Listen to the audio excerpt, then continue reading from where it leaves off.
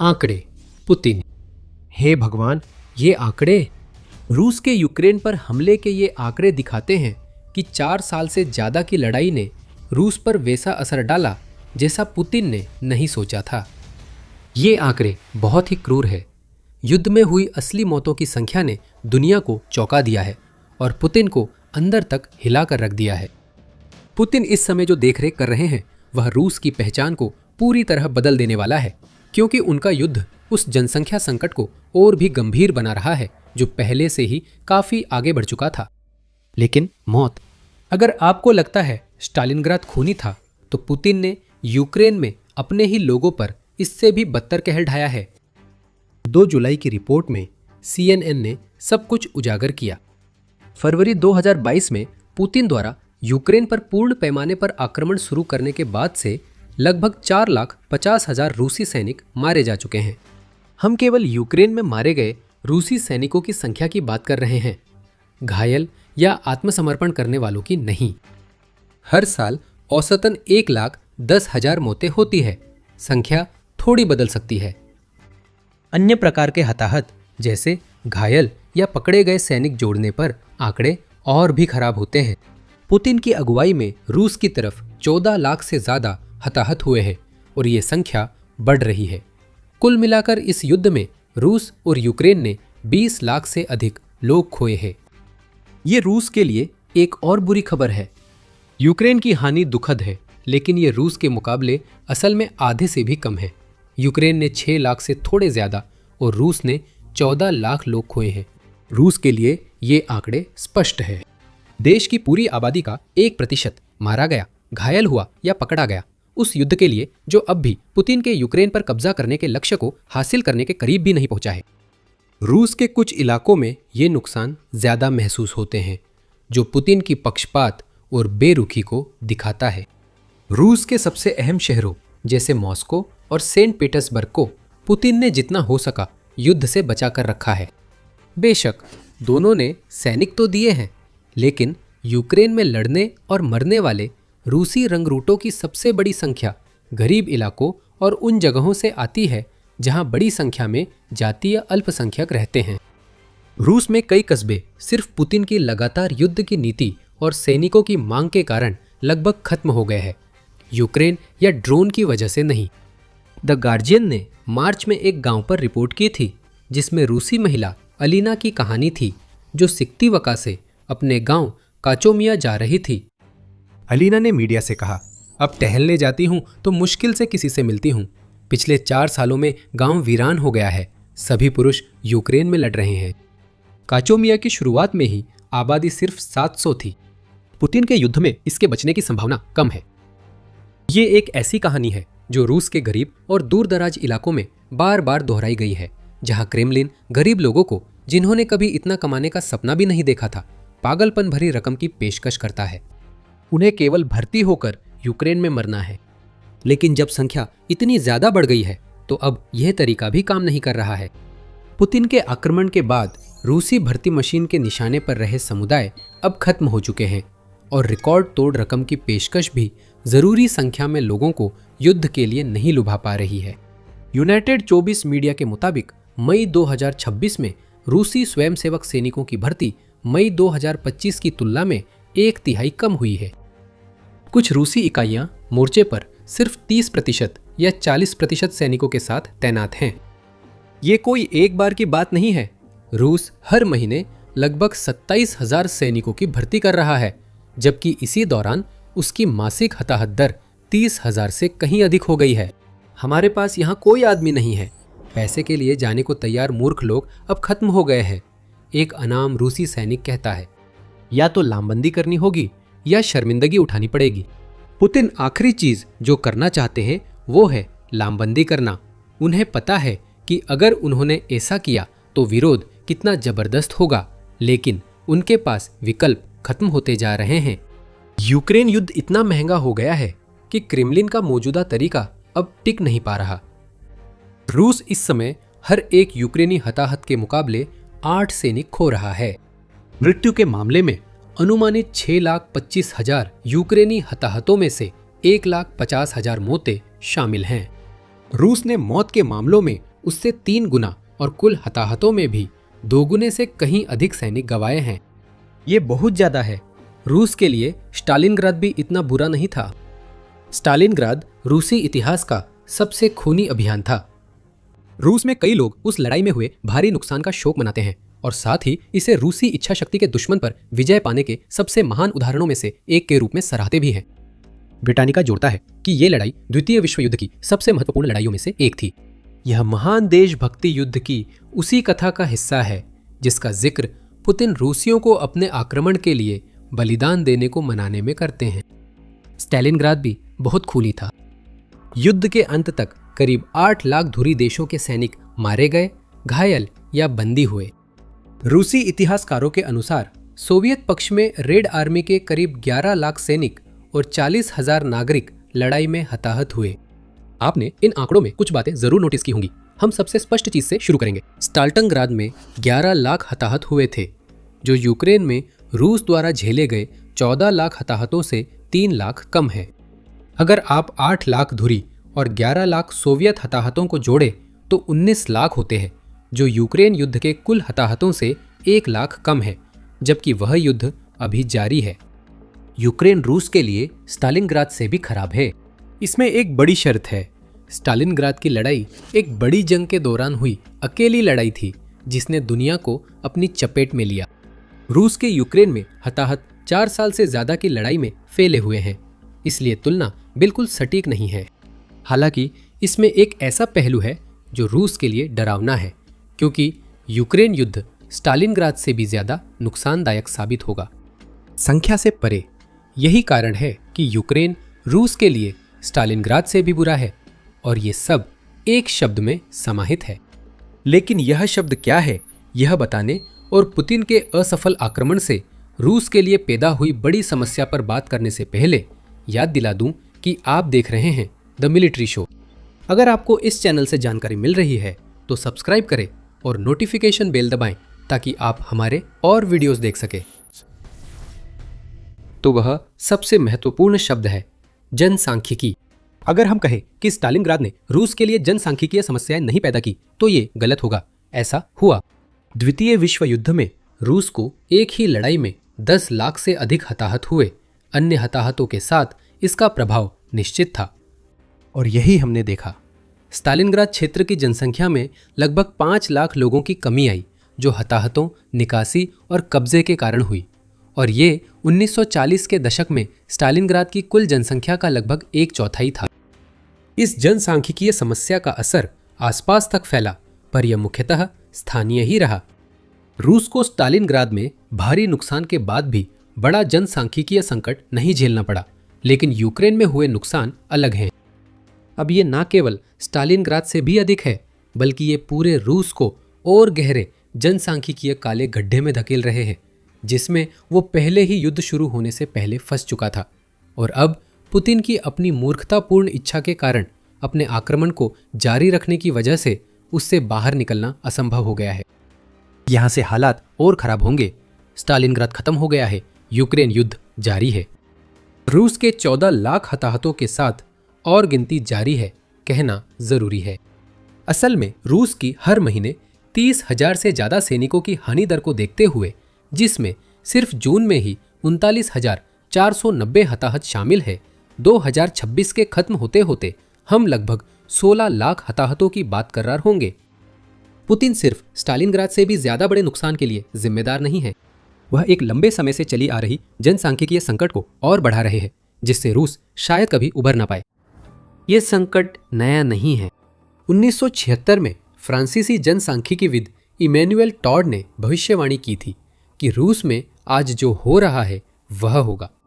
उन्होंने दावा किया था कि सोवियत संघ, जो 1970 के दशक में अभी भी एक मजबूत इकाई था, अगले 10 से 30 वर्षों के भीतर ढह जाएगा। वह पतन इमैनुएल टॉड की अनुमानित समय सीमा में हुआ, और साथ ही एक नई समस्या आई जिसे उस जनसांख्यिकीविद ने उजागर किया। सोवियत संघ में शिशु मृत्यु दर और आत्महत्याओं में वृद्धि समेत कई समस्याएं असफल प्रणाली की ओर इशारा कर रही थीं, जो भविष्य में रूस की जनसांख्यिकी को बुरी तरह नुकसान पहुंचाएंगी। एक बार फिर टॉड की भविष्यवाणियां सही रही। 1992 में सोवियत संघ के विघटन के बाद रूस में जनसंख्या की नकारात्मक वृद्धि शुरू हुई, जब मरने वालों की संख्या जन्मों से ज्यादा हो गई। हालांकि प्रवास से थोड़ी वृद्धि हुई। ये रूस में शांति काल में पहली बार हुआ, जिससे जनसांख्यिकीय संकट की नींव पड़ी, जो आज तक रूस में पहले से कहीं अधिक गंभीर रूप में जारी है। 1999 में रूस की जन्म दर सिर्फ 1.18 बच्चे प्रति महिला थी, जो देश की शांतिकालीन मृत्यु दर की भरपाई के लिए कहीं भी पर्याप्त नहीं थी। आज की स्थिति देखें तो रूस को वही चुनौतियां झेलनी पड़ रही हैं जो उसने 1992 में झेली थी। बहुत अधिक मौतें और पर्याप्त जन्म नहीं। रूस की जन्म दर 1990 के दशक के भयावह दिनों के बाद सुधरी है, लेकिन यह जनसंख्या स्थिर रखने के लिए जरूरी 2.1 प्रति महिला स्तर तक नहीं पहुंची है। 1999 से बेहतर होने के बावजूद रूस की जन्म दर पिछले दशक से फिर गिर रही है। 2025 रूस में प्रजनन दर लगातार 10वें साल घटी और महिलाओं ने प्रति महिला 1.374 बच्चे जन्म दिए। ये रूस के लिए पहले भी काफी नहीं था, अब तो और भी कम है, क्योंकि फरवरी 2022 से यूक्रेन में कई रूसी मौतें हुई हैं। यही असली विरासत है जो पुतिन छोड़ेंगे, और यही वजह है कि अब यूक्रेन रूस के लिए स्टालिनग्राद से भी ज्यादा नुकसानदेह है।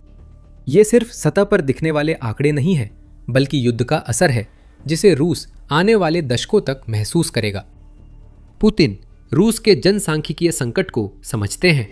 वह तब से इस बात से वाकिफ है जब से उन्होंने 2000 में सत्ता संभाली थी। 2020 के दशक में रूस के राष्ट्रपति ने रूसियों को ज्यादा बच्चे पैदा करने के लिए राजी करने हेतु लगातार अधिक हताश कदम उठाए हैं। 2020 में पुतिन ने रूस में जन्म दर 1.5 से 1.7 करने के लिए बड़े परिवारों को टैक्स छूट देने का वादा किया। अब नई माताओं को भी सरकारी फंडिंग मिलेगी, जो पहले सिर्फ 2 या अधिक बच्चों वाले परिवारों को मिलती थी। मुफ्त स्कूल भोजन का वादा भी किया गया था। इनमें से कुछ भी काम नहीं आया, लेकिन पुतिन और उनके क्रेमलिन के चहेते कोशिश करते रहते हैं। इनके तरीके अब और भी अजीब होते जा रहे हैं। इस हफ्ते अजीब अभियानों की चर्चा है, जिनमें मॉस्को में गुलाबी बैनर लगाना शामिल है, जिन पर लिखा है अभी तक बच्चे को जन्म नहीं दिया, जो ऐसा लगता है कि बिना बच्चों वाली महिलाओं को बच्चे पैदा करने के लिए शर्मिंदा करने की कोशिश है। रूस के शिक्षा मंत्रालय ने सार्वजनिक रूप से घोषणा की है कि वह स्कूलों में रोमांटिक संबंधों के लिए माहौल बनाना चाहता है, जो शायद बच्चों के लिए एक ऐसा कार्यक्रम होगा जिसमें उन्हें संयम न बरतने के लिए प्रोत्साहित किया जाएगा, जबकि उन्हें बिल्कुल भी अपने बच्चे नहीं पैदा करने चाहिए। फरवरी में पुतिन ने रूसी व्यवसायों से कर्मचारियों को अधिक बच्चे पैदा करने के लिए प्रेरित करने को कहा।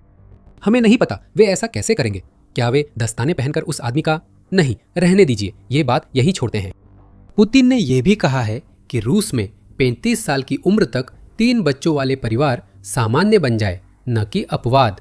जैसे कि उनके कहने से ही जादुई रूप से देश में बच्चों के जन्म का उन्माद शुरू हो जाएगा, जबकि सोवियत संघ के विघटन के बाद से ही वहां जन्म दर की समस्या रही है। आप यह तक कह सकते हैं कि रूस की जनसंख्या समस्याओं को हल करना भी उन कारणों में से एक था जिनकी वजह से पुतिन ने सबसे पहले यूक्रेन युद्ध शुरू किया। आखिरकार अगर पुतिन का विशेष सैन्य अभियान अपने उद्देश्य के अनुसार कुछ ही दिनों में यूक्रेन को अधीन करने में सफल हो जाता, तो पुतिन के हिसाब से रूस की जनसंख्या में लगभग 4 करोड़ लोग और जुड़ जाते। पुतिन आज भी यूक्रेन युद्ध का उपयोग रूस की जनसंख्या समस्याएं सुलझाने की कोशिश में कर रहे हैं। यह वही व्यक्ति है जिसने अपने युद्ध को सही ठहराने के लिए दावा किया है कि रूसी और यूक्रेनी एक ही लोग हैं, और वह इस गलत दावे का फायदा उठाते हुए अपनी सेना से यूक्रेनी बच्चों का अपहरण करवाकर उन्हें रूस भेज रहा है। मार्च 2026 की रिपोर्ट में बीबीसी ने बताया कि यूक्रेन के अनुसार युद्ध शुरू होने के बाद करीब 20,000 यूक्रेनी बच्चों को बेलारूस के रास्ते अवैध रूप से रूस भेजा गया। संयुक्त राष्ट्र आयोग के अनुसार यह संख्या 1205 पुष्ट मामलों की है, और उनका कहना है कि जिन बच्चों की उन्होंने पहचान की है उनमें से 80% बच्चों को वापस नहीं लौटाया गया है। यह पुतिन की विकृत तर्क है। रूस के जनसांख्यिकीय संकट की भरपाई के लिए यूक्रेनी बच्चों को चुराओ।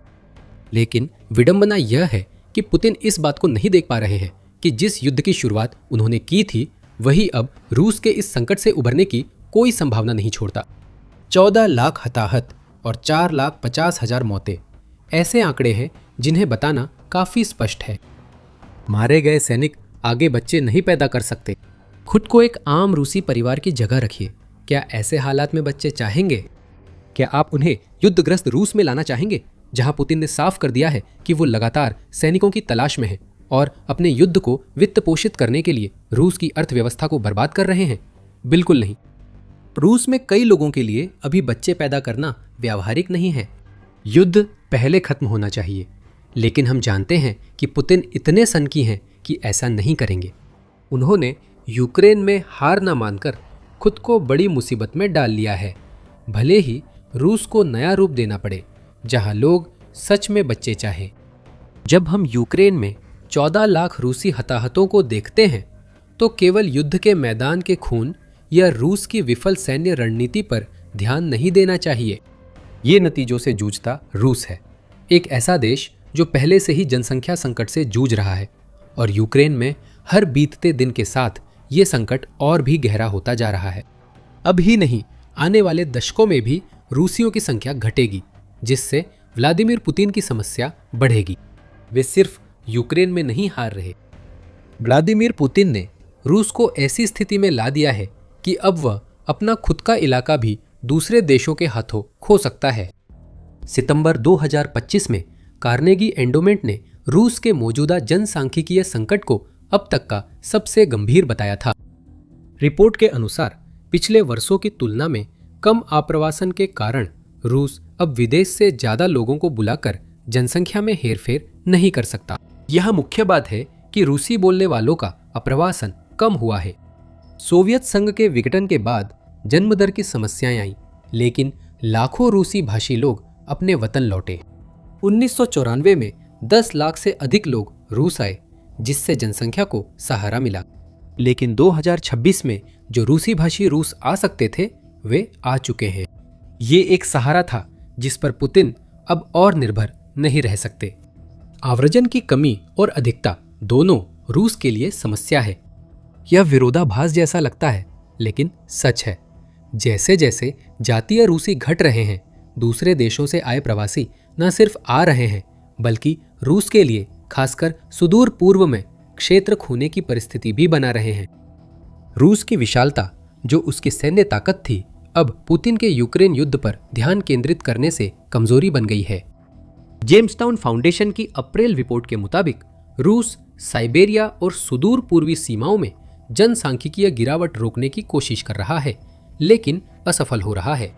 फाउंडेशन के अनुसार पुतिन के 2000 में राष्ट्रपति बनने के बाद रूस के सुदूर पूर्व की आबादी 10% घटी है और 2020 के दशक के अंत तक इसमें 8% और गिरावट की संभावना है। रूस के सुदूर पूर्व में रूसी आबादी घट रही है और चीन की आबादी वहां बढ़ रही है, जिसने दशकों पहले यह इलाका रूस को दिया था।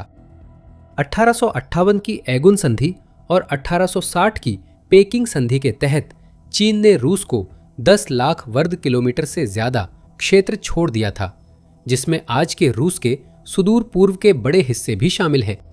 कई लोग चीन में मानते हैं कि अब यह इलाका वापस लेने का समय है और रूस उनकी मदद कर रहा है। 2024 में जीआईएस ने रिपोर्ट किया कि रूस ने चीन को रूसी सुदूर पूर्व में विकास की अनुमति दी और इसके लिए कुछ विशेष आर्थिक क्षेत्र भी बनाए हैं। पुतिन ने रूस को पूरी तरह चीन पर निर्भर बनाकर अपने क्षेत्र पर पकड़ कमजोर की है। साइबेरिया। रूस के अकेले साइबेरिया का क्षेत्रफल 13.1 मिलियन वर्ग किलोमीटर है और पुतिन द्वारा युद्ध में लोगों को भेजने के बाद यह क्षेत्र कमजोर सुरक्षा में है। क्या चीन हमला कर सकता है? हालांकि यह संभव है, लेकिन ऐसा लगता है कि इसकी संभावना कम है। द हिल का तर्क है कि चीन के लिए साइबेरिया पर कब्जा करना ताइवान पर कब्जा करने की तुलना में निश्चित रूप से आसान होगा। हमला जरूरी नहीं है। चीन रूस को बीजिंग पर निर्भर बनाकर पुतिन के युद्ध को सहारा दे सकता है। साथ ही वह धीरे धीरे रूसी सुदूर पूर्व में घुस सकता है, जिससे चीन के हटने पर वह इलाका असहाय हो जाएगा और निवेश भी डूब सकता है। एक तरह से यह चुपचाप कब्जा करने जैसा है, और ये केवल इसलिए संभव हो पाया है क्योंकि पुतिन ने यूक्रेन में अपने पागलपन भरे युद्ध से जनसंख्या संकट को और तेज कर दिया है और पुतिन इस पर कुछ नहीं कर सकते।